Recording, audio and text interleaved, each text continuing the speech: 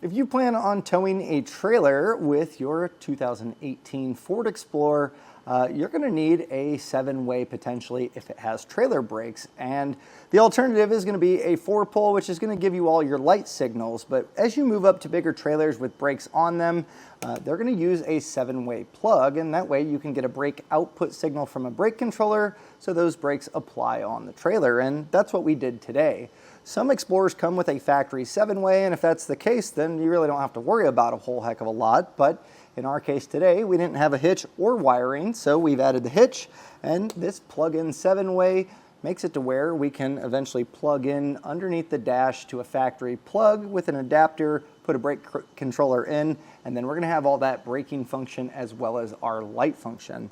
This kit is actually super easy to get installed. There's going to be a plug that's on the passenger side. It just snaps in, and then from there you just route your wires. Now, I'll preface it comes with the plug and all the wiring, but you are going to need to source your own 7-pole bracket, and we also used a no-drill bracket that uses a hose clamp that goes around our hitch to give this a nice secure mounting point. So really, when it comes to that installation, anyone can do this. It truly is plug and play. The only tricky part is getting this to mount up exactly where you want.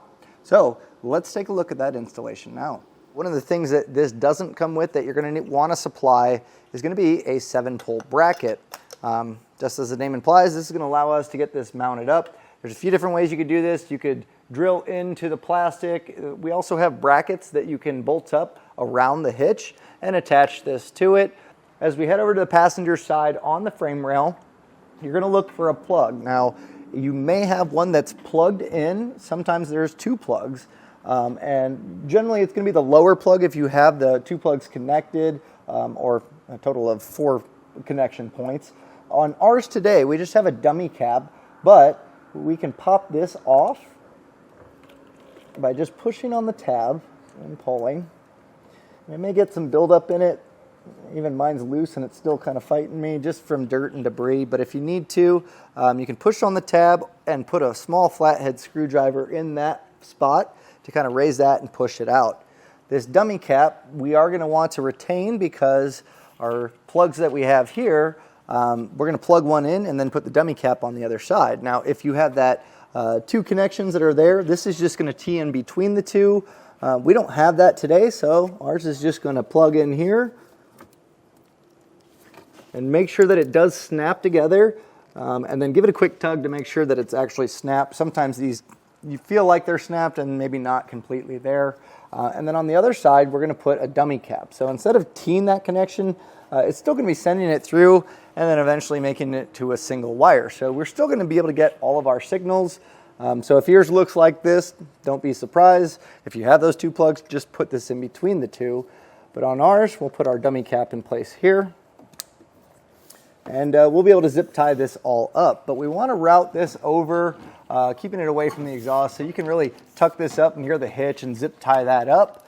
And we'll probably have some extra. So I might wait on that because I want to get my 7-way mounted up, and then I can get all that excess zip tied. So you do have enough. You could go to the driver's side. You can go to the passenger side. You can kind of get a little creative with it. I think I'm going to put ours on the driver's side, and I'm probably going to use a no-drill bracket to get this mounted up secure.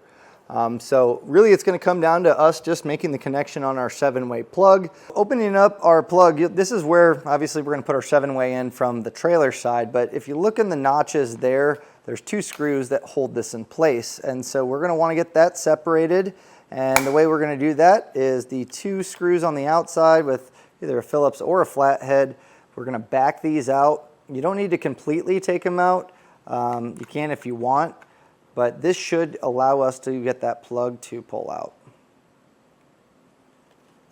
And sometimes they're kind of tricky, so if you just kind of push on the back side, we'll get this loose. And this is where we're going to be making those connections. Get the 7-way all hooked up. There's a few things that we need to do. The first thing is going to be getting the plug taken out of our 7-way. And this just goes into this center portion, and there's going to be 2 alignment spots where those screws tighten down and hold this plug in place. So if you loosen these up, that's going to allow you to pop that plug out. You may need to push it from the back side, and we're going to get this separated to get those wires connected. But we need to kind of plan this out accordingly, because we need to put our bracket in place, and we can just slide this back. And then we also need to get this plug slid back so we can get this attached and then put it in place. And in order to do that, there's this grommet that tightens down, and there's a little grub screw here that's just a Phillips head. We'll loosen this up, and there's a slide in here that tightens, so if you need to, you can push this down with your finger. And then we're going to take all of our wires, feed this through.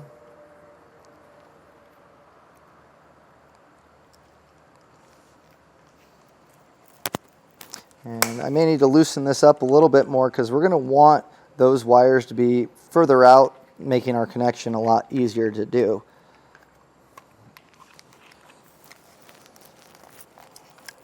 And part of that might be cutting back some of this wire loom. It seems pretty tight through here, so let's see if I can do that without stripping it back.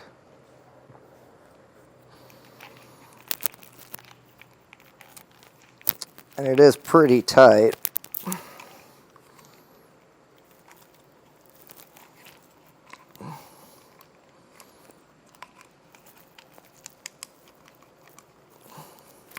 And it's just pulling this wire loom back. So I'm going to say that we're probably best off to cut back a small section of the wire loom, and we can always pull this back and it'll tighten around. So I wouldn't cut off a ton. Maybe what I would recommend doing is peeling back the tape and separating where it's attached and just kind of peeling it back for now, because we can always put that back in. So let me cut this tape back. And you can leave this little loom of tape. This will kind of keep it tight as we run it through our plug. Now to make these connections, the center post, you're just going to back out the screw, and that's going to allow you to feed that wire in and then tighten that down. I'd recommend leaving the screws in. Don't back them out completely. And then along these ones, it's a little different. You're going to loosen up the screw, and that's going to allow that plate to drop down, and you can put the wires, the stripped portion of the wires in there, and then snug it down. Now, you may be tempted to just follow the molding that's on the plug. Don't do that, because that's not going to give you the proper signals. You can refer to your instruction manual where they lay it all out, but I'll get mine all attached and show you exactly how it looks. We have our red wire is going into that center post, and then as we go clockwise from our locking key, blue does go to blue. Where it says brown, this is where our green wire is going to go. Black is going to black. Green is going to be our brown wire. Red is going to be our yellow wire. And then white is also going to be white. So just follow this configuration. You can use this as well as the instructions to make sure that that's all properly done. Now you can put some dielectric in here. It's completely up to you. You can also put silicone if you want to seal that up. Again, completely up to you.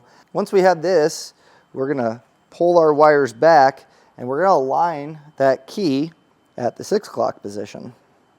Make sure that it is truly flush. That inside should sit flush with that outer ring.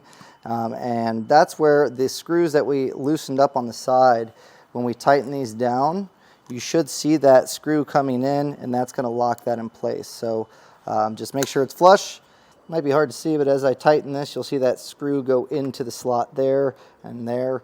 So this is sitting flush. I'm happy with that. So now we're going to go to this spot and tighten this down, and that's going to hold our wire in place. But let's get our wire loom put back.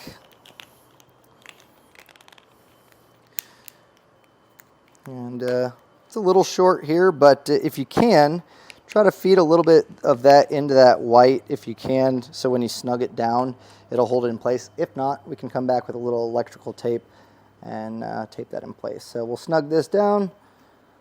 That's going to be our wire strain. And I'll just get this all taped up.